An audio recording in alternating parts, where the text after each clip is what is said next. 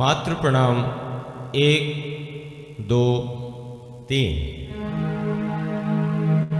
या कुंदेन्दु तुषार हार धवला,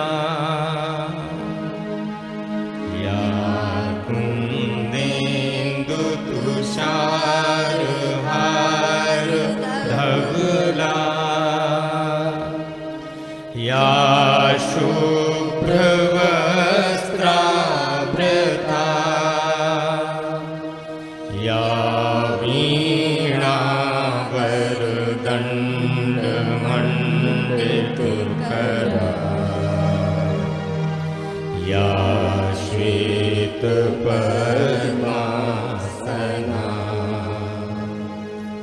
या ब्रह्माच्युत शङ्कर प्रभृतिभिर् देवै सदा वन्दिता, सा मां पातु सरस्वती भगवती निःशेषजाड्यापहा। शुक्लां ब्रह्मविचारसार परमा, आद्यां जगद्व्यापिनीं, वीणापुस्तकधारिणी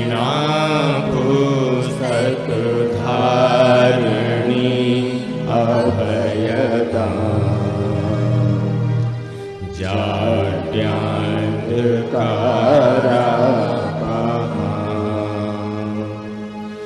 हस्ते स्फाटिकमालिकां विदधति, पद्मासने संस्थितां, वन्दे तां परमेश्वरी भगवती बुद्धिप्रदां शारदां। सभी को नमस्कार। वैदिक गणित के इस छठे दिन में आप सभी का हार्दिक स्वागत है।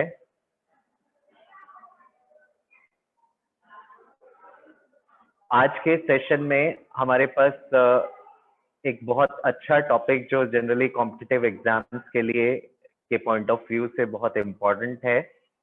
ऐसे कुछ अलग अलग विषय जो स्वामी जी की पुस्तक में लिखे गए हैं, सॉल्यूशन ऑफ इक्वेशंस की बात करेंगे हम, और एक और छोटा सा टॉपिक हमारे पास है value of the algebraic expression. Value of algebraic expression I think हम लोग क्लास 9th में इंट्रोड्यूस करते हैं। हालांकि एल्जेब्रिक एक्सप्रेशन तो हमारे पास 6, 7, 8 में आ जाते हैं, बट वैल्यूज फाइंड करना किसी पर्टिकुलर पॉइंट पे वो क्लास 9th में इंट्रोड्यूस होता है। But competitive point of view से अगर हम स्टूडेंट को वो पार्ट भी स्टार्टिंग में दें, 6, 7, 8 में ही दें, तो उसके लिए एक अपर एज होगा। और यहाँ जो पॉइंट आज हम डिस्कस करेंगे, जो चीजें आज हम डिस्कस करेंगे, ये स्वामी जी ने अपनी पुस्तक में कैसे समीकरणों के हल निकालने के लिए बताया गया है, वो चीजें मैं आपके साथ शेयर करूंगा। ट्रेडिशनल जब हम मेथड्स यूज करते हैं तो वहां हमें कहीं ना कहीं एक सीक्वेंस ऑफ स्टेप्स को बच्चों को फॉलो करना पड़ता है, और कॉम्पिटिटिव एग्जाम में जहां हर एक क्वेश्चन के लिए एक लिमिटेड टाइम हमारे पास होता है, तो उस टाइम को सेव करने के लिए हम वैदिक सूत्रों के माध्यम से इन इक्वेशंस को सॉल्व करना सीख सकते हैं। तो सबसे पहले जो मैं शुरू करता हूं आपके साथ, हम डिस्कस करेंगे, हम बात करेंगे इक्वेशंस की। Linear equation in one variable हमारे पास एक टॉपिक आता है जिसमें हम वन वेरिएबल की इक्वेशंस को सॉल्व कराते हैं स्टूडेंट्स को। जनरली 7th में हम इस चीज को इंट्रोड्यूस कर देते हैं, और वहां हमारे पास मेथड्स होते हैं कि हम लेफ्ट से राइट पॉजिटिव टर्म को अगर शिफ्ट करते हैं तो वो नेगेटिव में चेंज हो जाता है, नेगेटिव को शिफ्ट करते हैं, मीन्स हमारे पास एक सीक्वेंस ऑफ स्टेप्स होते हैं जिनके माध्यम से बच्चे क्वेश्चंस को सॉल्व करते हैं, और क्वेश्चंस को सॉल्व करने में एक पर्टिकुलर टाइम स्पेन चाहिए, पर्टिकुलर नंबर ऑफ स्टेप्स बच्चों को चाहिए। एक इक्वेशन हमारे पास फिर इस टाइप से आता है, x plus p into x plus q is equals to x plus r into x plus s. ये टाइप आप डिस्कस कर चुके हैं? No sir. ओके, यहां देखिएगा, अगर हम ट्रेडिशनल मेथड से इस क्वेश्चन को सॉल्व करने के लिए स्टूडेंट को देंगे तो डेफिनेटली पहले वो इन एल्जेब्रिक एक्सप्रेशंस को को मल्टीप्लाई करेगा, मल्टीप्लाई करके फिर एक तरफ चेंज करेगा, क्रॉस करेगा, कम से कम सीक्वेंस ऑफ 5-6 स्टेप्स होंगे। उसके बाद जो x की वैल्यू यहाँ हमें मिलेगी, उस वैल्यू को देखिए, हम वैदिक सूत्र में स्वामी जी की पुस्तक में उन्होंने कैसे मेंशन किया कि आपके यहाँ जो कॉन्स्टेंट्स हैं उनको आपस में मल्टीप्लाई कीजिए, आपको मिलेगा यहाँ पर आर एस। यहाँ जो कॉन्स्टेंट्स हैं उनको मल्टीप्लाई कीजिए, आपको मिलेगा पी एस। और इसका वही सूत्र हमारा जो प्रयोग हो रहा है परावर्ते योजित। यहाँ पे जो लेफ्ट साइड में हमें जो भी सीक्वेंस मिलेगा, क्यों आएगा सर? सॉरी पी क्यू आएगा, ये हमारे, ये आपने लिखा, और इसके डिनोमिनेटर में हमारे पास आ जाएगा p plus q minus r minus s. इसे आप किसी भी वे से लिखवा सकते हैं, लिखवाना नहीं है, मैं फिर वही कहता हूं कि हमें ये फॉर्मूला नहीं देना बच्चे को, हमें सिर्फ एक अंडरस्टैंडिंग डेवलप करानी है कि इस प्रकार की इक्वेशंस, और जनरली ऐसा देखा गया है कि डायरेक्ट क्वेश्चंस मिलते हैं इस टाइप के कॉम्पिटिटिव एग्जाम्स के पेपर्स में। क्वेश्चन डायरेक्ट मिलेगा, वहां स्टूडेंट को अगर इस टाइप की फॉर्म प्रैक्टिस की हुई है उसने, तो उसे मात्र कुछ सेकेंड में वो अपना आंसर दे सकता है। फॉर एग्जाम्पल क्वेश्चन हमारे पास है x plus 3 x plus 4 is equals to x plus 8 into x plus 2। ये हमारे पास क्वेश्चन आता है। तो यहाँ अगर स्टूडेंट ने ये सूत्र का प्रयोग किया हुआ है, प्रैक्टिस की हुई है, तो यहाँ कॉन्स्टेंट्स को हमने मल्टीप्लाई किया, हमें 16 मिला। यहाँ हमारे कॉन्स्टेंट मल्टीप्लाई हुए 12, तो उसका परावर्त्य जब हम करेंगे, परावर्त्य योजित, तो हमें मिला -12। यहाँ हमारे पास हो जाएगा 16 माइनस 12, और उसके पश्चात हम यहाँ लिखेंगे 3 प्लस 4 माइनस 8 माइनस 2। ये आप सिंप्लीफाई कर सकते हैं, आपको ऊपर 4 मिल जाएगा और नीचे आप कैंसिलेशन कीजिए, 7 माइनस 8 माइनस 1 और माइनस 3 आपके पास यहाँ आ जाएगा, तो आपको आंसर -4/3 मिलेगा। तो देखिए, कहीं ना कहीं कॉम्पिटिटिव एज अगर देनी है हमें स्टूडेंट को, तो इस टाइप की प्रॉब्लम्स हमें देनी होंगी। और इसी में हमें एक और बड़ा अच्छा प्रॉब्लम मिलता है, एक इसी टाइप का अगर मैं उदाहरण लूं आपके सामने, आपके समक्ष, तो देखिएगा x minus 2 x minus 3 is equals to x minus 6 और x प्लस 1। ये हमारे पास प्रश्न है। हमने कॉन्स्टेंट्स को यहाँ मल्टीप्लाई किया, हमें मिला -6। यहाँ मल्टीप्लाई किया, ये मैं प्लस ले लेता हूं, देखिए यहाँ मल्टीप्लाई किया, यहाँ भी मिला -6। अगर प्रोडक्ट हमारे पास दोनों साइड में सेम आ जाता है, इन दैट केस, हालांकि अगर आप अप्लाई करेंगे तब भी वही चीज होगी कि -6 और इसका अगर हम परावर्त्य करते हैं, परावर्त्य योजित यहाँ लगाएंगे तो +6 हमारे पास होगा, -6 नीचे अब जो भी आता है -2 +3 +6 -1, डिनोमिनेटर कुछ भी हो, न्यूमरेटर हमें 0 मिलेगा। तो ये भी हम स्टूडेंट को डायरेक्ट बोल सकते हैं कि अगर product of coefficient, product of constants on both the sides, it is going to be same. In that case, the value of x is always equals to 0. x की वैल्यू हमारी क्या होगी? हमेशा 0 होगी। ये दूसरी टाइप की इक्वेशन थी जो मुझे आपके साथ डिस्कस करनी थी। पहली हमारी थी ax plus b is equals to cx plus d, जो आप कल कर चुके हैं सेशन में। दूसरी इक्वेशन ली, अगर हमारे पास दोनों तरफ लीनियर फैक्टर्स हैं, x plus p, x plus q और x plus r, x plus s, तो उस केस में हम कैसे सिंप्लीफाई करने के लिए बता सकते हैं। टाइप 3 ये जनरल क्वेश्चंस मैंने देखा है जनरली हमारी बुक्स में भी अवेलेबल हैं, और कोई रेफरेंस बुक्स हम उठाते हैं उसमें भी इस टाइप की इक्वेशंस जनरली हम स्टूडेंट्स को सॉल्व करने के लिए देते हैं। थर्ड हमारे पास जो टाइप है वो है ax plus b divided by cx plus d, it is equals to p upon q। अब देखिए लॉजिक कुछ नहीं है, वही पार्ट है जो हम क्रॉस मल्टीप्लाई करके सिंप्लीफाई करके x की वैल्यू फाइंड करेंगे। कुछ सीक्वेंस ऑफ स्टेप्स होंगे, उन स्टेप्स को सिर्फ हमें यहाँ एक छोटे से पार्ट से दर्शाना है कि अगर मैं इसे ट्रेडिशनल मेथड से सॉल्व करूंगा तो यहाँ मुझे आप बताएंगे x की वैल्यू हमें क्या मिलेगी। अगर हम सिंपल अपने ट्रेडिशनल मेथड से सॉल्व करते हैं तो यहाँ x की वैल्यू हमें b q PD minus sorry BQ upon PD minus Upon. BQ upon q AQ minus CP। AQ minus CP, ये इक्वेशन हमें मिलता है, ये पार्ट मिलता है, और जिसमें हमें 3-4 स्टेप्स हमारे लगते हैं। अब यहाँ हमारे पास क्या पार्ट आता है कि हम लोग अब स्टूडेंट को कहते हैं आप कोफिशिएंट्स को लिखिए, AC लिख लिया हमने, BD लिखा हमने, और यहाँ P बाई Q हमारे पास जो है वो PQ भी लिखा हमने। उसके बाद आप देख सकते हैं कि ये क्रॉस वाइज मेथड लग रहा है हमारे पास। DP हमने लिया माइनस BQ हमारे पास आया, न्यूमरेटर जो हमें मिल रहा है DP माइनस BQ, और उसके पश्चात दूसरा जो पार्ट हमें मिल रहा है वो भी इसी तरीके से मिल रहा है कि AC हमने लिया और यहाँ हमारे पास PQ था, तो AQ ये इस बार ऊपर से शुरू होगा, AQ माइनस CP हमें मिलेगा। तो ये जब हम डायरेक्ट इक्वेशन में स्टूडेंट को अप्लाई करना सिखाएंगे तो वहां स्टूडेंट को एक अपर एज मिलेगा, क्वेश्चन इजीली सॉल्व होगा। देखिए एक उदाहरण से समझेंगे हम लोग कि हमारे पास क्वेश्चन है 2x minus 3 divided by 3x minus 2।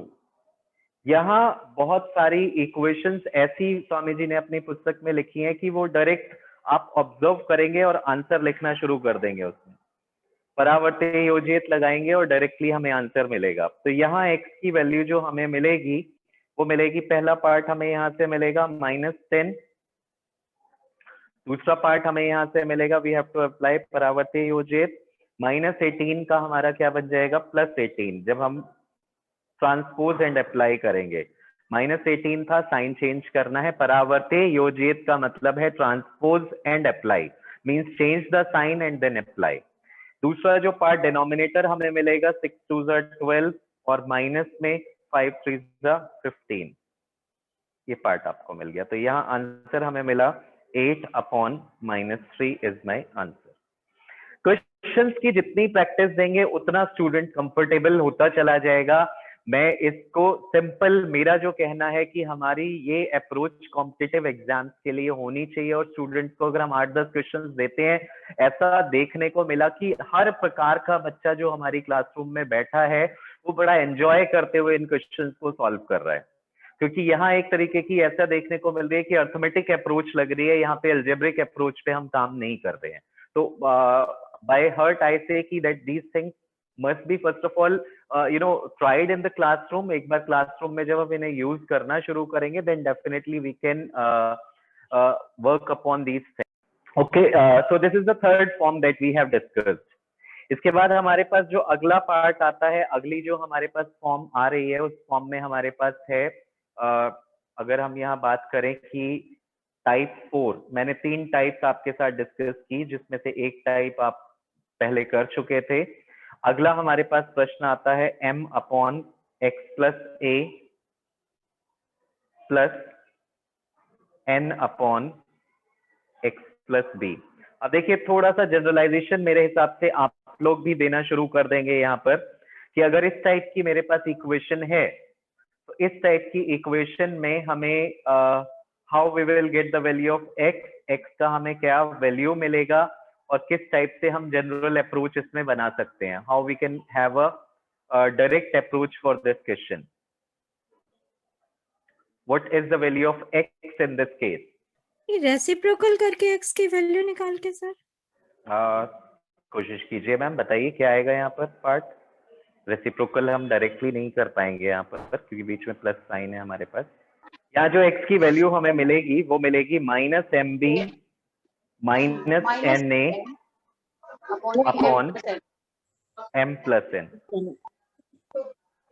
अब देखिए ये तो हमने सॉल्यूशन निकाल लिया अपने जनरल मेथड से। अभी इसी चीज को अगर अब मैं इक्वेशन में अप्लाई करना शुरू करूं तो वहां मुझे पूरा सिंप्लीफाई करने की जरूरत नहीं है। और ये चीज जनरली हम स्टूडेंट्स को दिखा नहीं पाते। जितने भी कॉम्पिटिटिव एग्जाम्स की प्रिपरेशन कराते हैं इंस्टीट्यूट, वहां क्या होता है, they people just give same type of solve करते, तो वो एक अप्रोच बन जाती है कि हाँ जैसा ही क्वेश्चन दिखता है, क्वेश्चन दिखते ही स्टूडेंट उसको आइडेंटिफाई कर लेता है और फिर वहीं से डिफरेंस आना शुरू हो जाता है स्पीड और एक्यूरेसी का। और जो मार्जिन कहते हैं ना, चेंजेस आना शुरू होता है स्कोर में, वो यही पार्ट होता है आपके पास। जितने भी हमारे एग्जाम्स होते हैं जिनमें इस टाइप के क्वेश्चंस, बहुत सारे एग्जाम्स हैं हमारे, बैंकिंग के एग्जाम्स हैं, एसएससी एग्जाम है, कैट या मैट वाले एग्जाम्स होते हैं, उनमें इस टाइप का लीनियर इक्वेशंस इन वन वेरिएबल एक ऐसा छोटा सा टॉपिक है जो हर बड़े बड़े एग्जाम में भी पूछा जाता है। तो यहाँ हमारे पास अब देखिए डायरेक्ट अप्रोच आपकी क्या बनेगी, आपको मिलेगा ये पार्ट मल्टीप्लाई होगा -4 you are going to get because we are going to have -mb -na। यहाँ आपको क्या मिलेगा, दोनों के साइन चेंज होंगे, हर एक पार्ट में हम परावर्ती योजित करेंगे। 5 3 15, ये आपको मिलेगा -15 और डिनोमिनेटर में हमारे पास सीधा m+n आ रहा है, 2 + 3 हो जाएगा। तो ये आंसर जो हमें मिलेगा, we are going to get -19/5। This is what we initially हम लोग इस चीज से थोड़ा सा डिस्कम्फर्ट हमें फील हो सकता है कि we are just trying to cram the types, लेकिन एग्जैक्टली ये होगा जब हम इस टाइप के, क्योंकि ये अलग अलग टाइप की इक्वेशंस हैं और इनको एज इट इज ऑब्जर्व किया जाता है क्वेश्चंस में। कई बार हम क्वेश्चंस वर्ड प्रॉब्लम्स को फ्रेम करते हैं तो इस टाइप की इक्वेशन हमें डायरेक्टली मिल करके वहां बन जाती है हमारे सामने, तो हम उन इक्वेशंस को डायरेक्टली आंसर्स उनके हम दे सकते हैं वंस वी प्रैक्टिस देम।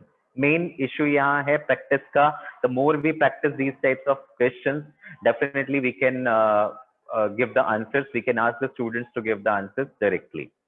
तो देखिए 4 टाइप मैंने आपके साथ डिस्कस की, एक बार मैं आपको रिव्यू दे देता हूं। सबसे पहला जो हमारा टाइप था वो था ax + b it is equals to cx + d। This was the first type that we have discussed. Second type हमारे पास जो था, it was x + p into x + q into x + r is equals to x + r into x + s। This was the second type that we have discussed। Third type हमारे पास था ax + b upon cx + d it is equals to p/q। Here also if you remember हम लोगों ने कैसे किया था, this परावर्ती योजित this, and then in the second part we have started from aq - cp। The more we practice, directly we can frame the answer for any of the problem of these types। And the fourth type that we were having, it is m/x + a। Hello. Yes ma'am। But sir इतने tricks बच्चों को learn ma'am कैसे देखिए, रहेंगे sir? Ma'am देखिए मैं आपको वही चीज कह रहा हूँ कि हम लोगों को एक अप्रोच लेनी है कि हमें सारी चीजें एक साथ नहीं देनी। अगर एक पॉइंट, एक पार्ट हम दे देते हैं, लाइक मैं इस पे बहुत ज्यादा एम्फेसाइज करता हूँ, ये वाली इक्वेशन तो हमारी जनरली बुक्स में होती ही होती है और बहुत सारे क्वेश्चंस होते हैं और सारी चीजें एक साथ देने की जरूरत नहीं है। We will give them one by one. अगर एक ही टॉपिक हमने एक बार, like linear equation in one variable, I think हमारा 7th और 8th दोनों में होता है, या 7th में और 6th में होता है, इस टाइप से होता है। तो एक साथ ना दे करके, जैसे मुझे आपको एक साथ इसलिए देनी पड़ रही है क्योंकि we have to finish off this topic over here only. Fractions में दें और क्वेश्चंस जितने प्रैक्टिस कराएं उतना ज्यादा इजी रहेगा, क्योंकि जब ये चीजें हाईलाइट होंगी ना क्वेश्चंस में, टेस्ट में, प्रैक्टिस में, तो डेफिनेटली अपने आप एक रिदम बन जाएगा स्टूडेंट्स का और ना कहीं एक अपर एज मिलेगी। देखिए ये कहना तो मेरा भी, मैं भी इस बात से सहमत हूं बिल्कुल कि इतनी सारी चीजें एक साथ याद रखना बड़ा मुश्किल है एक साथ अगर दी जाएंगी तो। ये तो मैं भी एक्सेप्ट करता हूं इस बात को, लेकिन जैसे जैसे हम प्रैक्टिस करते जाते हैं, आप और हम इस बात को जानते हैं कि कुछ चीजें जो हम इतने सालों से पढ़ाते हुए आ रहे हैं, हम क्वेश्चन बुक का क्वेश्चन नंबर भी बता देते हैं। अगर बच्चा क्वेश्चन नंबर बोलता है तो उसका सोल्यूशन भी हम साथ के साथ दे देते हैं, आंसर भी बोल देते हैं। वो चीजें ऐसा नहीं होता कि हमने उनको याद कर लिया, वो चीजें हम जैसे जैसे प्रैक्टिस करते रहते हैं वी कैन टेल कि हाँ इस बुक में इस पेज पर इस क्वेश्चन में का आंसर ये होगा। वो that all came by practice only. तो आई नेवर सजेस्ट कि हम ये सारी चीजें एक साथ स्टूडेंट के साथ डिस्कस कर ले one by one. In 3 months we are going to discuss one part, means make it a plan. इसी चीज को तो हमें प्लान करना है कि हमें इसे इंटीग्रेट कैसे करना है, वहां पर इंटीग्रेशन हमें कैसे करना है इन टॉपिक्स का अपने जनरल क्लासरूम के मेथड में। और जो कर सकता है डेफिनेटली उस स्टूडेंट को, हमारा पर्पस होना चाहिए that we should impart the knowledge. Rest कुछ चीजें तो हमें स्टूडेंट्स के ऊपर भी छोड़नी पड़ेंगी। तो पॉसिबिलिटी ये है कि प्लान कुछ ऐसा कीजिए कि किस तरीके से इंट्रोड्यूस की जाए वहां पर। फाइन, चलते हैं आगे और देखते हैं। ये तो हमारे पास कुछ 4 टाइप्स थी जो हमने डिस्कस की।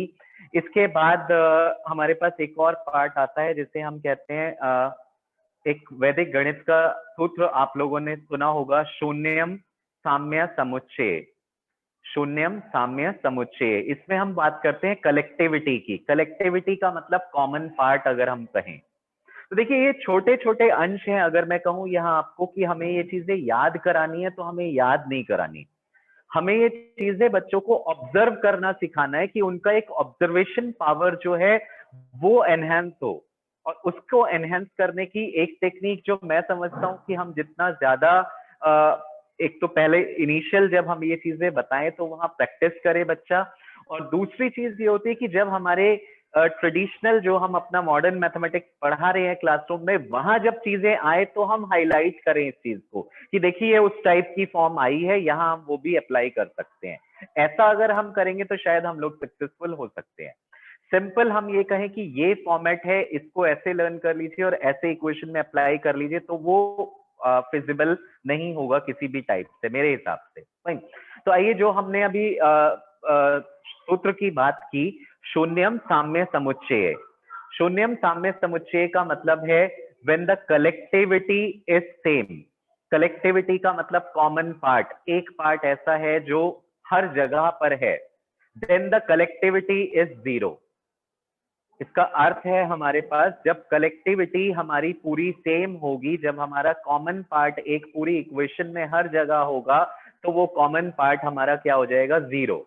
ये इस सूत्र का माध्यम है। और हम ऐसी चीजें वहां स्टूडेंट्स को ऑब्जर्व कराना सिखाएं। मेरा मानना ये ऑब्जर्व कराइए बच्चे को। देखिए यहाँ भी मैं एक इक्वेशन लिखता हूं और इक्वेशन में हम कहते हैं कि 7x + 5x = 3x, let's take minus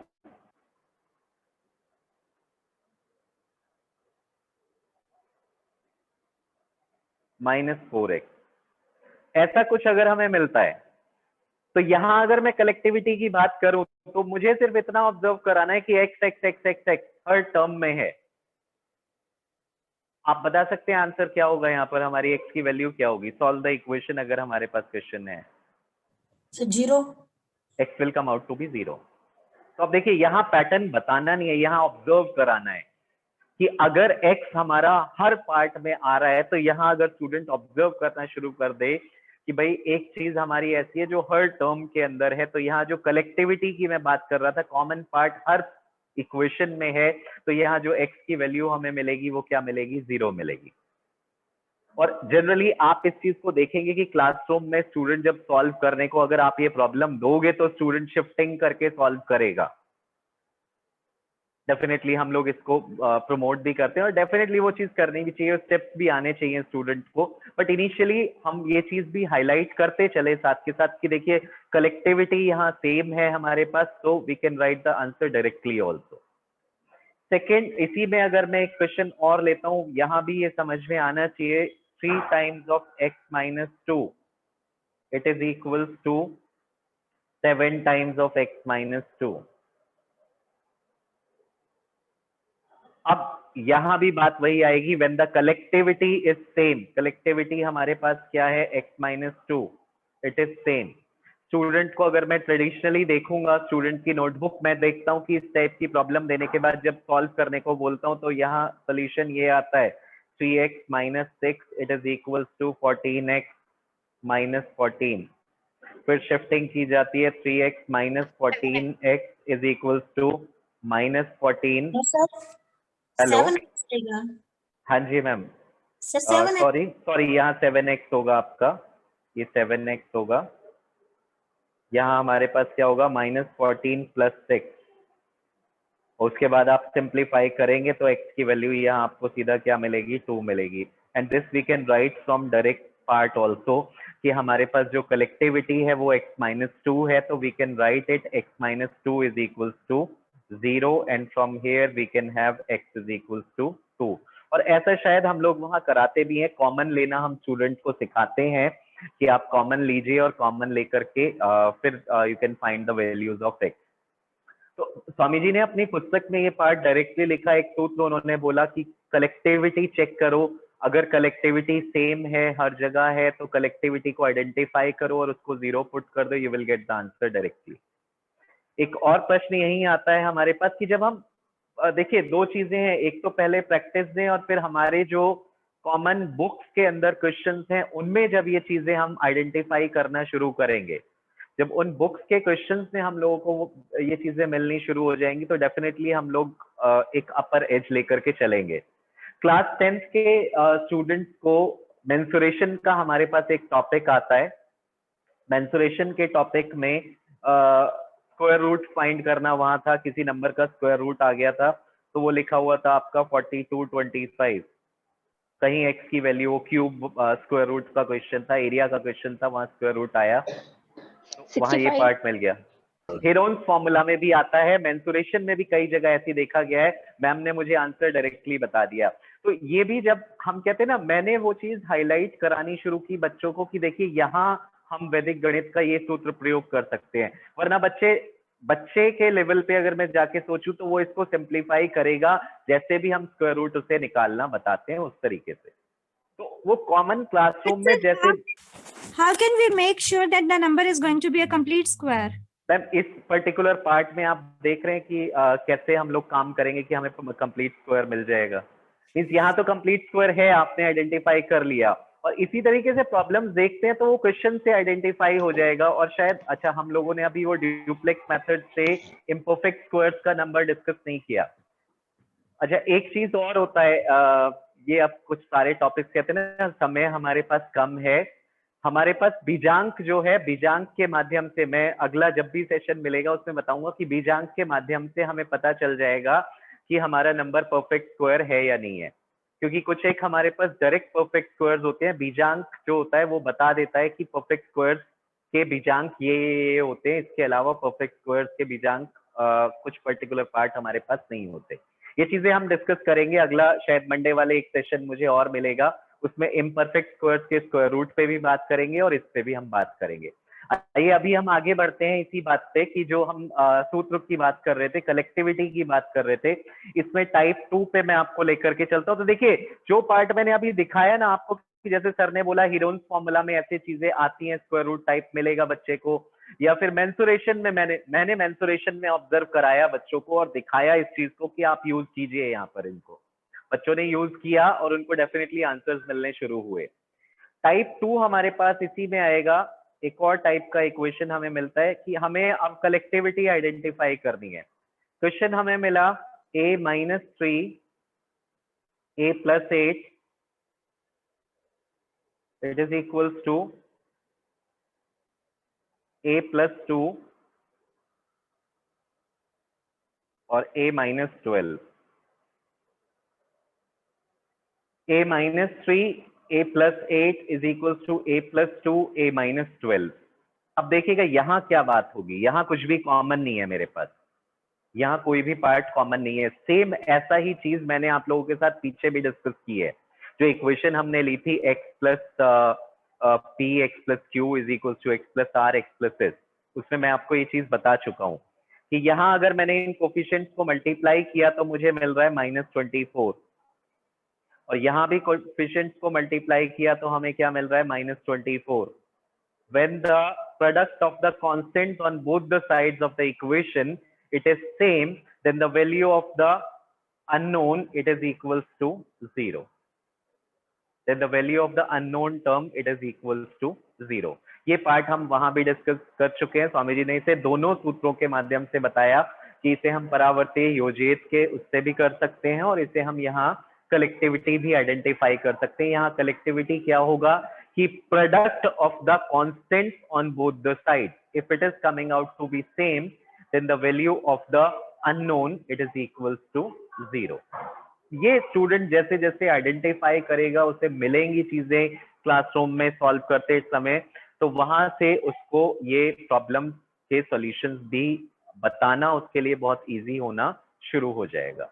okay, let's see, एक और पार्ट हमारे पास आता है, एक और टाइप हमारे पास आती है इक्वेशंस की। देखिए यहाँ डिफरेंट टाइप्स की बात इसलिए कर रहे हैं कि हम अलग अलग चीजें ऑब्जर्व करना सीखें। यहाँ पर ये इक्वेशन हमारे पास आ गई 1/x - 4 प्लस 1/3x - 8। एक साथ चीजें अप्लाई करने की सोचेंगे तो डेफिनेटली जो मैम की ओपिनियन थी कि नहीं होगा सक्सेस हमारे पास, बट धीरे धीरे और अलग अलग पार्ट में अब यहाँ आप खुद आइडेंटिफाई करने की कोशिश कीजिए कि हमारे पास कलेक्टिविटी का क्या मतलब होगा। यहाँ पर न्यूमरेटर दोनों हमारे सेम होंगे या फिर 1 होंगे। न्यूमरेटर हमारे इस टाइप में क्या होंगे, सेम होगा या फिर 1 होगा। तो इस केस में अगर मैं डायरेक्ट अप्रोच पे जाना चाहूं then what is the value of my x? How will I find the value of x? Sir, x is equal to 3. x is equal to 3 मिल रहा है। यहाँ अगर मैं कलेक्टिविटी की बात करूं तो वो क्या होगी मैम इस केस में? Can I say कि अगर हमारा न्यूमरेटर दोनों फ्रैक्शंस के अंदर सेम है, अगर न्यूमरेटर दोनों फ्रैक्शंस में सेम है, then the sum of the denominators, denominators का जो सम होगा वो हमें क्या दे देगा? It will give us the value of x and the sum of the denominator is 0। If the numerator in both the fractions is same then the sum of the denominators is 0। यही चीज आपने शायद solve किया होगा। General method में जब हम apply करते हैं तो यहाँ मुझे 12 मिला और ये x की वैल्यू हमारे पास कितनी आ गई? 3। आपने 3 बोला था मैम। जो हम स्टैंडर्ड वे से बच्चों को बताते हैं वो हम ये बताते हैं कि आप एलसीएम लीजिए, क्रॉस मल्टीप्लाई कीजिए, फिर ऊपर जो पार्ट आएगा डिनोमिनेटर 0 हो नहीं सकता, न्यूमरेटर 0 होगा, तो न्यूमरेटर में हमें यही मिलेगा 3x + 3x - 8 और x + x - 4। तो यहाँ जो कलेक्टिविटी की बात हमारी हुई वो क्या हुई कि when the numerator is same the sum of the denominators it is equals to 0। For example अगर मैं यहाँ बात करूं इस क्वेश्चन में कि 5/2m + 3 plus 5/9 - 5m it is equals to 0. What is the value of m? m equals to 4. m is equals to 4. यहाँ भी हमें कलेक्टिविटी जो हमारे पास आएगा that collectivity is the product और sum of the denominators 2m + 3 plus 9 - 5m it is equals to 0. इस तरीके के बहुत सारे। सर उसमें m is equal to 4 please दोबारा बताना। एक मिनट सर, आते हैं हम लोग एक बार उसी पर। ये देखिए ये पार्ट था हमारे पास, तो sum of the denominators it is equals to 0। आप सिंप्लीफाई कीजिए इसे। माइनस ये सम इज इक्वल्स टू 4 कैसे बताया मैम आपने? 2m + 3 plus 9 - 5m। तो यहाँ से हमें, अच्छा हाँ जी, 2m - 5m है तो ये आपके पास -3m हो जाएगा और यहाँ 9 3 आपका उधर जाकर के -12 हो। यहाँ से m की वैल्यू जो आपको मिलेगी वो -12/-3 होगा इज इक्वल टू 4। जब हमारे डिनोमिनेटर्स सॉरी न्यूमरेटर्स हमारे पास सेम होते हैं then the sum of the denominators it is equals to 0।